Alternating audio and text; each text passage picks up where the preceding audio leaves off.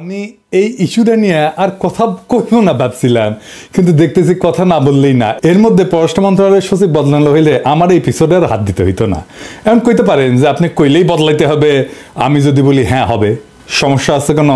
আমি যে অভিযোগগুলো তুলছি তার কোনটা তো মিথ্যা না। আপনার মন্ত্রণালয় থেকে তো কোনো প্রতিবাদ করেন নাই। প্রফেসর ইউনূস সরকারের সবচেয়ে ব্যর্থ মন্ত্রণালয় হইতেছে পররাষ্ট্র মন্ত্রণালয়, অথচ এই মন্ত্রণালয় সরকারের সবচেয়ে বড় শক্তি হইতে পারত। তো আমরা কি ছাইড়া দিব আপনাদেরকে বিপ্লবকে ব্যর্থ করার জন্য? আপনার কি জমিদার আর আমরা প্রজা, নাকি আমরা আপনার চাকরিদাতার কথা শুনবেন না? নিজেদেরকে হারকিউলিস মনে করেন না। যদি মনে করেন হারকিউলিস খেলবেন, স্বাগতম। প্রত্যেক সপ্তাহে একটা করে এপিসোড বানাবো এই পররাষ্ট্র মন্ত্রণালয় নিয়ে। আর কি কি আকাম করেছেন একেবারে মাইক্রোস্কোপের নিচে নিয়ে ফেলায় দেখাই দেবো সবাইকে। একটা কথা এপিসোডের শেষে কইতাম, এখন শুরুতেই কই। বাঘে চুলে 18 গা, পুলিশে চুলে 36 ঘা, আর পিনাকি চুলে জয় বাংলা। কথাটা মাথায় রেখেন। হয় তৈরি সাহেব আপনি আমারে কনভিন্স করবেন আমার তোলা অভিযোগগুলা মিথ্যা, অথবা জসিমকে পাছায় লাথি দিয়ে সরাইবেন। দুয়ের মাঝে কোনো যদি কিন্তু নাই। এবার নাহিদ তোমারে বলি, এই যে গোলাম মোর্তজারে কোন আক্কেলে ওয়াশিংটনে প্রেস মিনিস্টার বানাবার জন্য সুপারিশ করেছিল, তা আবার সিনিয়র সেক্রেটারি র্যাঙ্কে, অ্যাম্বাসাডারের র্যাঙ্কে, ওয়ারেন্ট অফ প্রেসিডেন্সের চড়া, মানে অ্যাম্বাসাডারের চাইতো সিনিয়র পোস্টে তারে প্রেস মিনিস্টার বানানো হয়েছে। মানে এই যে 15 আলোর মতোই রমণের লাগে এত পিতলা খাতির তোমার, এই জন্য কি? হ্যাঁ পুরে বাপরে হাতের তালি। হ্যাঁ 15 আলোর লগে লতকালতকি যে করবে না, যারাই করবে বাংলাদেশের রাজনীতিতে তারা অপ্রাসঙ্গিক হয়ে যাবে। গোলাম মোর্তজারে ওয়াশিংটন ডিসিতে পাঠানোর জন্য সুপারিশ করার নাহিদ, আমি মরে যাওয়ার আগে পর্যন্ত দোষারোপ করে যাব। এই হারামজাদা উঠি বসে মঙ্গল শোভাযাত্রা। এই যে দেখেন, বাংলাদেশকে ইসলামকে ডেমোনাইজ করার ইন্ডিয়ান কালচারাল হেজিমনির পক্ষে বয়াদ উৎপাদন করায় আমার রক্তে, আমার অশ্রু, আমার কান্না, আমার ত্যাগ, আমার লড়াইয়ের পথ মারায় আরামজাদা। এটা আমি ছাইড়া দেবো? এটা আমি হবার দেবো? কয় আওয়ামী লীগের হরতাল আর সিপিবি অফিস দখল নাকি একই জিনিস। হারামজাদা গোলাম মোর্তজা বাপ সিপিবির প্রিন্সেস জিগা। আমি তারে আগের রাতে কইছিলাম কিনা যে তাকে অফিসে পরদিন ঢুকুম না? যা জিগা, আমার হাত পা ধরেছিল কিনা প্রিন্স, জিজ্ঞাসা কর। আগের দিন গণমিছিল বাতিল করেছে, গুতেরেস আছে সেই দিন, তাও আমি সেদিন ঢাকাত গেঞ্জাম লাগামু। তাই চাস গোলামের বাচ্চা, তোর যখন হাউস হচ্ছে কামটা করবো, শিগগিরই করবো। দায় গোলামের বাচ্চা তোর। দেখ আমি কি করতে পারি। তুই ওরে চাকরি বিধি শেখার নাই, ওই ফেসবুকে এইগুলা লিখবার পারে চাকরি করিয়া আপনার নামে মামলা দিব। চাকরি বিধি লঙ্ঘন করার পরে ওরে কিছু না কয়, ওরে যদি না খেদাইছেন পররাষ্ট্র মন্ত্রণালয় থেকে, তাহলে খবর আছে, আপনারও খবর আছে। এই গোলাম তুই দেশে ফিরবো না? ফিরবো তো, তোর গোয়ার মধ্যে ইন্ডিয়ান গিরিবাস কবুতর ঢুকে দেয় না, হাততালি দিব, হাততালি। আর গিরিবাস কবুতর খালি পাক মারবি তোর গোয়ার মধ্যে। খেয়াল রাখিস, হাসিনাকে আমরা শুধু খেদাই নাই, হাসিনার রাজনীতিও খেদাইছি। হাসিনা উত্তরে ইন্ডিয়ান সেকুলার অনুপ্রবেশ রাখবার পারবো না কয়ে দিলাম। যাক তৌহিদ সাহেব, যখন জসিমেক সরাবি না, তাই জসিমেক নিয়ে সেকেন্ড ডোজ দিয়ে আসেন। অগ্নি আমি 3রা মার্চ তারিখে একটা এপিসোডে হাসিনারে দালাল নিয়ে কথা কইছিলাম যে ভারতের কাছে মাথা বেচা এই পররাষ্ট্র সচিবের কিছু অপকর্ম তুলে ধরেছিলাম। আমি কইছিলাম যে কিভাবে পররাষ্ট্র মন্ত্রণালয়ে আওয়ামী পুনর্বাসনের কাজ করে চলেছে এই জসিমউদ্দিন। সে ভিডিও প্রচারের পর দেশ বিদেশে বিভিন্ন প্রান্ত থেকে জসিমউদ্দিনকে নিয়ে আমার কাছে অনেক ফোন টোন দেয়। কি বলবো আর বলেন, যে আমি নিজেই অবাক যে কিভাবে এরকম একজন দালালকে পররাষ্ট্র সচিব নিয়োগ দেওয়া হয়েছিল। জসিমউদ্দিনকে পররাষ্ট্র সচিব করার নেপথ্যে যে 3 জন লোক ছিল তাদের কথা আমি তুলে ধরছিলাম। এর মধ্যে একজন মোজাম্মেল, যে কিনা পরবর্তীতে জসিমের কুটচালের প্রধান উপদেষ্টা একান্ত সচিব হিসেবে নিয়োগ প্রাপ্ত হইয়াও সেখানে যোগদান করতে পারেন নাই। আরো ছিল জসিমের বড় ভাই, সাবেক বিএনপি নেতা এবং বর্তমানে এলডিপির রাজনীতির সাথে যুক্ত সালাউদ্দিন কারমা। ওই নাকি আবার বিএনপি ফিরিছে, এখন তো ফিরবি। তবে সবচেয়ে মুখ্য ভূমিকা পালন করছে পররাষ্ট্র উপদেষ্টা তৌহিদ হোসেন। আপনি নিজে এখনো ওর পিঠ বেঁচে যাচ্ছেন, জানি তো। তৌহিদ সাহেবকে নিয়ে আমার এপিসোডে আমি কোনো কথা বলি নাই। মুরব্বী মানুষ, বয়স হয়েছে, ইউনূস সরকারের উপদেষ্টা, তাই ভাবিছিলাম তার নিয়ে বেশি কোনো কথা বলবো না। কিন্তু আমাদের গ্রাম দেশে একটা কথা আছে না, আক্কেল মানুষের ঠুসা আর ব্যাকল মানুষের ঘুষা, একই কথা। কিন্তু আমাদের তৌহিদ সাহেব তো বিএনপির সুপারিশে সরকারের উপদেষ্টা হয়েছেন, তাই জনতার মুখের কথা ওনার কাছে কোনো গুরুত্ব বহন করে না। উনি বিএনপি খুশি করিচ্ছেন। আমি আগেই কইছিলাম যে বিএনপি আর আওয়ামী লীগ হইলে একই মুদ্রার এপিটোপিট। এরা বাংলাদেশে এদের 5 দশকের লুটের রাজনীতিকে বহাল রাখতে চায়। বিএনপি জানে যে জনতার শক্তি মোকাবেলা করার সক্ষমতা তাদের নাই, তাই আওয়ামী পুনর্বাসনের মাধ্যমে নিজেদের সেফ এক্সিট নিশ্চিত করতে মরিয়া হয়ে উঠছে আমাদের বিএনপি। ভাই আপনারা তো সহযোদ্ধা, আপনাদেরকে এতদিন পরামর্শ দিতাম, এখন জনগণ যেভাবে আপনাদের নিয়ে উপহাস করে তাতে আমার রাগ হয়। কারণ এই বিএনপি জিয়াউর রহমানের না, আবার খালেদা জিয়ারও না, এই বিএনপি সাদাবাজদের, লুটেরার আর আওয়ামী পুনর্বাসনকারীদের। এত কথা বললাম কারণ এই জসিমকে তার পদে রাখার জন্য এখন মরিয়া হয়ে উঠছেন আমাদের তৌহিদ সাহেব, যারা বিএনপি রিকমেন্ড করছিল পররাষ্ট্র উপদেষ্টা হিসাবে। একজন ভারতের দালালকে রক্ষা করার জন্য আমাদের পররাষ্ট্র উপদেষ্টা এত চেষ্টা কেন? কি তার উদ্দেশ্য? এতে বিএনপি আর আওয়ামী লীগের কি লাভ? আর কোন কোন আওয়ামী দালালকে লালন পালন করতেছেন আমাদের এই তৌহিদি জসিম সাহেব, তা দেখলেই সব বুঝতে পারবেন। চলেন আল্লাহর নামে শুরু করি, দেখাই দিই সবকিছু। আমি গত 15ই মার্চ আমার ফেসবুকে একটা স্ট্যাটাস দিয়েছিলাম, সেখানে আমি পন্দের আলোর পত্রিকা একটা সংবাদ তুলে ধরেছিলাম যে 2.5 মাস আগে দেশে ফেরার আদেশ পাওয়া সত্ত্বেও মরক্কোতে নিযুক্ত হাসিনার লেসপেন্সার রাষ্ট্রদূত হারুন রশিদ কানাডায় পালায় গেছে। এই রাষ্ট্রদূত নাকি সরদি বডিগার্ডের রাজনৈতিক জীবনের গবেষক। বাংলাদেশের দুই জিনিসের বাম্পার ফলন হয়েছে, এক জাউরার আর এক গবেষকের। দেখি সবাই গবেষক, হারামজাদা চামচা চামচা। তোর রেনুর আবির্ভাব তোমার গোয়া দিয়ে করে দেবো। ইন্ডিয়ান লেসপেন্সার রেনুর আবির্ভাব যেমন দেখছোস হাসিনা পলায়নের কারণে তো তোর মনে আছে, তাই না? তাইলে তোর পলাইতি না হারামজাদা। যাক, স্বৈরাচার পলাইছে সেটা নতুন কিছু না, কিন্তু একটা রাষ্ট্রদূত পলানোর এই নিউজ জনগণ কেন জানলো না জসিম সাহেব? হারুনকে কি আপনার কুটকির মধ্যে ঢুকে রাখছিলেন কেন? আপনি বা আপনার পররাষ্ট্র মন্ত্রণালয় এই সংবাদ নিয়ে এমন লুকাচুরি করলো? এর কারণ হইল জসিম হাসিনার এই দালালকে কানাডায় পালানো এবং রাজনৈতিক শরণার্থী হিসেবে আবেদন করার সময় দিছে 2.5 মাস এই হারামজাদা জসিম। এখন যখন হারুন তার ফেসবুকে ইউনুস স্যারকে অবৈধ বলে দাবি করছে, তখন তড়িঘড়ি করে তার পাসপোর্ট বাতিল করার আদেশ জারি করছে। এখানেও সূক্ষ্ম চালাকি। হারুনের শরণার্থী কেসটা পোক্ত করা দরকার। সে তখন এসে একটা প্রজ্ঞাপন জারি করে তার পাসপোর্ট বাতিল করে এটা পোক্ত করে দিল এই জসিম। এখন হারুন আদালতে যায় বলবে যে আমার কোনো পাসপোর্ট নাই, আমার যাওয়ার কোনো জায়গা নাই, তাই আমার শরণার্থী হিসেবে কানাডায় থাকতে দেওয়া হোক। কেস ফাইনাল করে দিল জসিম। বাহ, কি চমৎকার! এইসব তো অনেক পুরানো টেকনিক জসিম সাহেব।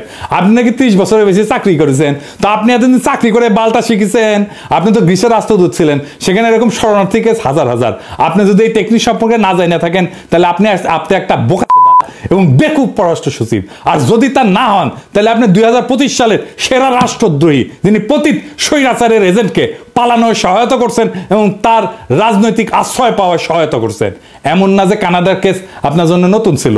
আপনার আগের পররাষ্ট্র সচিব মাসুদ বিন মোমেন, ওই যে মিথিলা ফারজানা আছে না, আর অপর্ণা রানী পালকে কূটনৈতিক পাসপোর্ট বদলায় কানাডায় পালানোর সুযোগ করে দিছিল না? এটা দেখে কি আপনি কিছু শিখতে পারেন নাই, নাকি আপনি ওইটা দেখে শিখেছেন?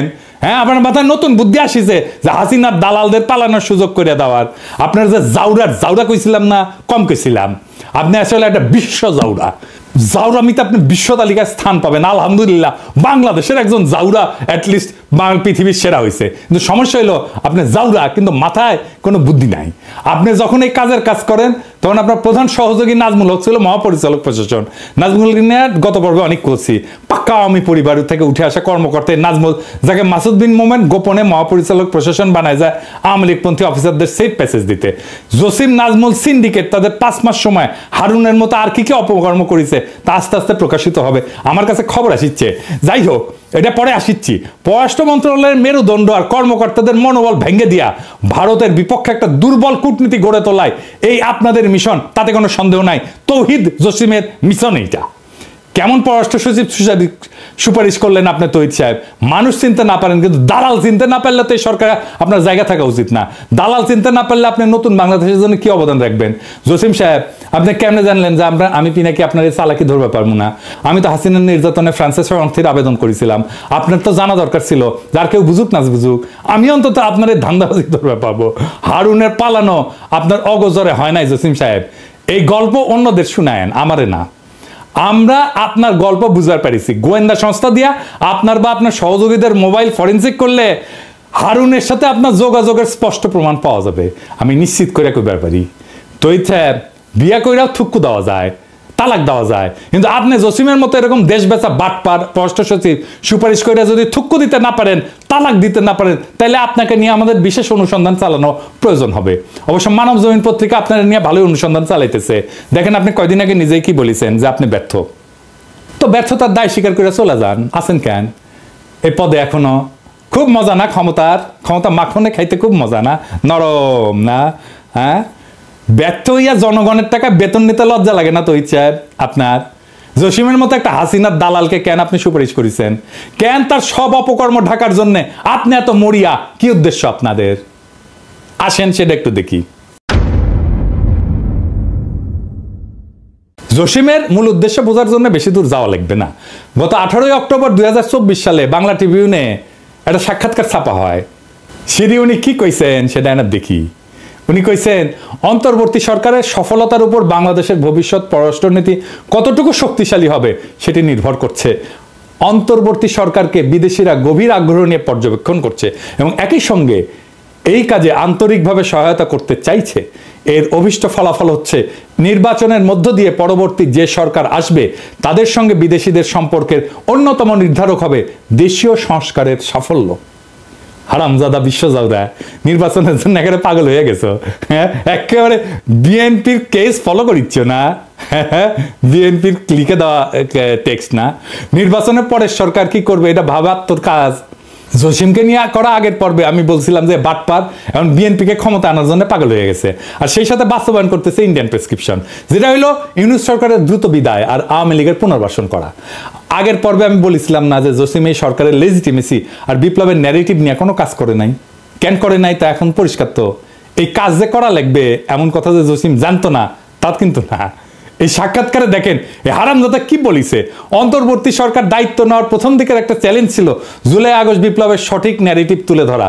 একথা সবাই জানেন যে বিপ্লব নিয়ে একটা অপপ্রচার ছিল, আমাদের কাজ ছিল সেই অপপ্রচারের বিপরীতে বিপ্লবের সঠিক চিত্র তুলে ধরা। এই কাজে আমরা সফল হয়েছি।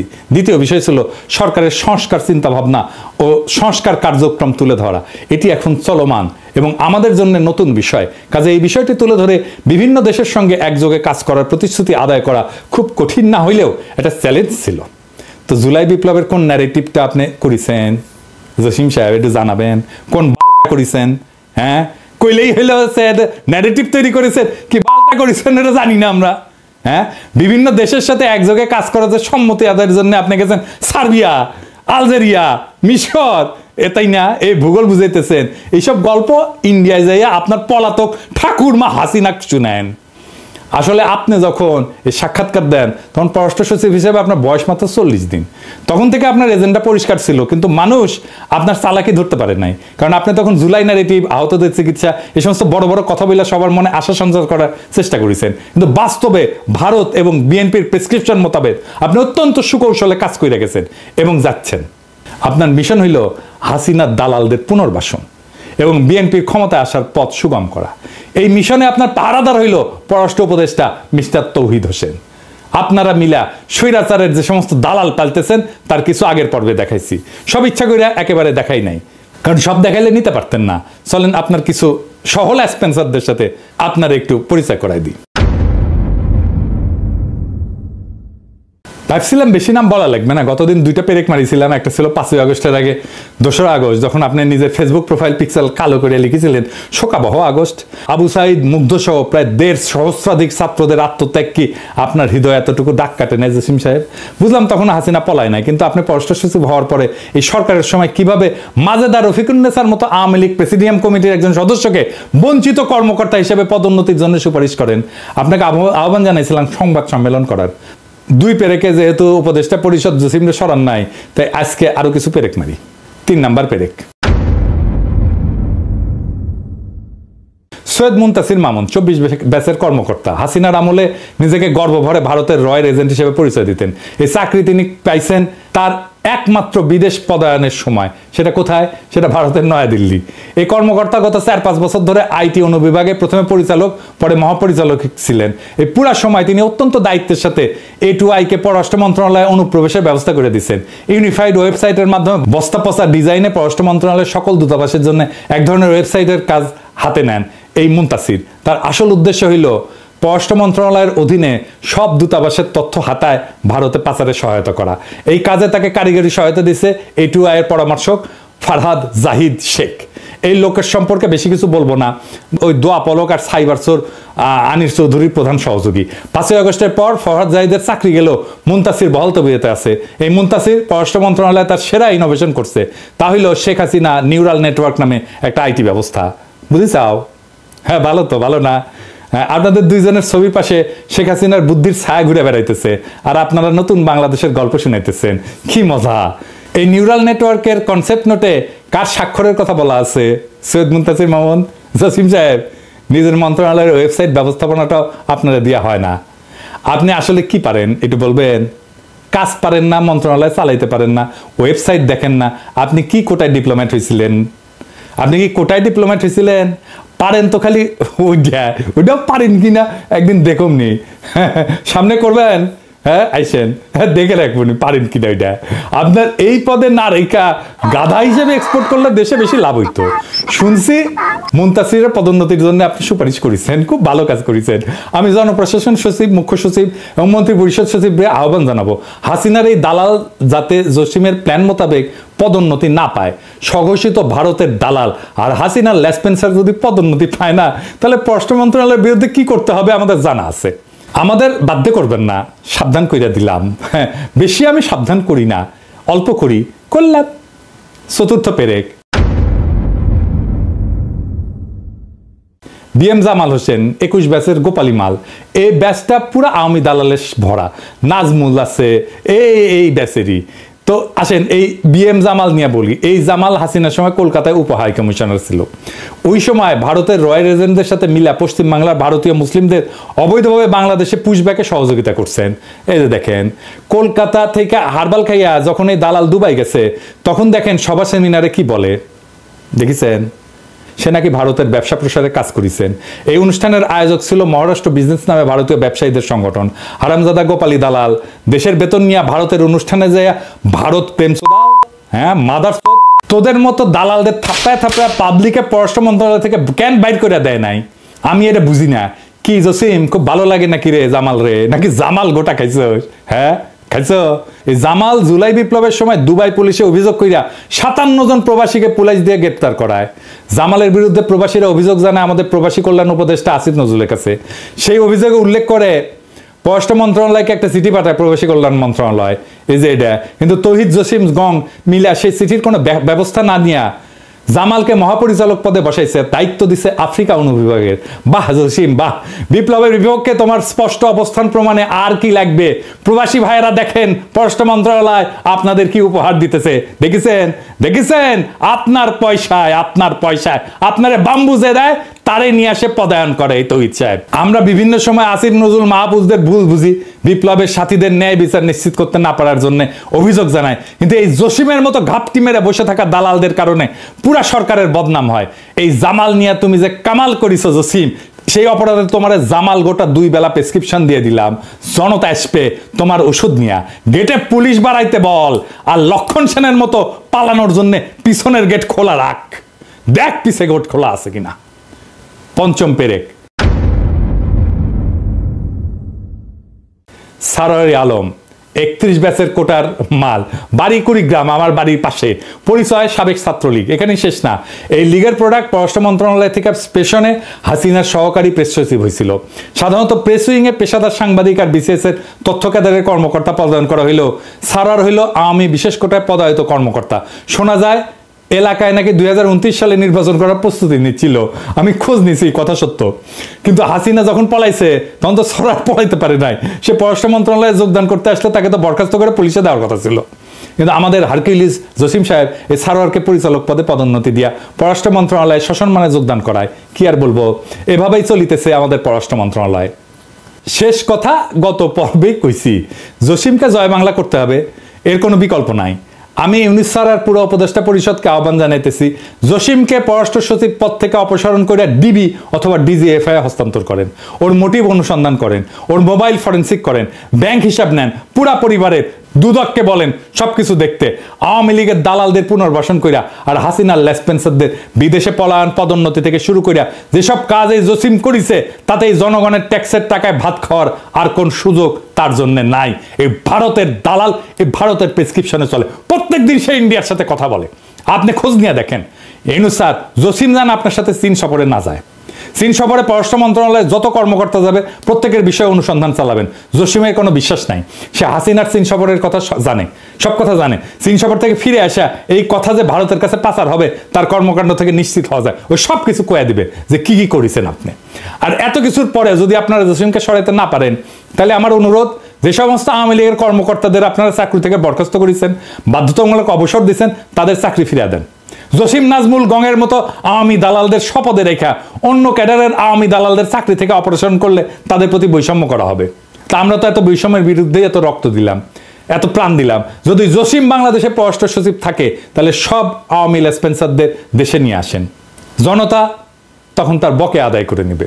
জসিমের মতো ভারত, হাসিনা, শেখ পরিবার আর আওয়ামী লীগের কোনো দালাল যদি তার দালালি চালায় যায়, তাহলে এই নতুন বাংলাদেশে তার আর কোনো জায়গা নাই। পররাষ্ট্র সচিব যদি জসিম থাকে, তাহলে এর থেকে এই সরকারের আর লজ্জার কিছু থাকতে পারে না। জনতার টাকায় জসিমের আর বেতন হবে না, জনতার সাথে আর কোনো প্রতারণা না। আর ছাত্র জনতার সাথে প্রতারণা করে জসিম যদি পররাষ্ট্র সচিব থাকে, তাহলে বিপ্লবের পক্ষে পররাষ্ট্র উপদেষ্টার কি অবস্থান তা জনগণ বুঝে নেবে। আমার চাওয়া সামান্য, জসিম রে খেদাইবেন তো ইচ্ছা। এই ডোজে যদি কাম না হয়, পররাষ্ট্র মন্ত্রণালয় আমি ঘেরাও করাবো, একজন একজন করে ধইরা এইভাবে জয় বাংলা করতে থাকবো। পররাষ্ট্র মন্ত্রণালয়ে বাংলাদেশে ভিলেন বানায় দেবো। প্রেস সচিব শফিক ওরে দেখে শেখেন। গ্রামে গিয়েছিলাম, আমাকে একজন, ভাই আপনাকে কিন্তু এই গণশত্রু বলেছেন। গ্রামের একটা লোক, ফার্মার, খুব শিক্ষিত না, উনি জেনে গেছেন যে আমি একজন গণশত্রু। ওরে কি করেছিলাম, মাটি ধুতে দিছিলাম একেবারে, ওরে মাপ করেছি, ওরে কোনটি টেনে নামাইছিলাম দেখেছিলেন তো, ওরে মাপ দিছি তো সাহেব, আপনি মাপ পাবেন না। আসেন খেলা হবে, জনগণ বনাম কায়েমি আমলা ভারতের দালালেরা, দেখে কার দম বেশি।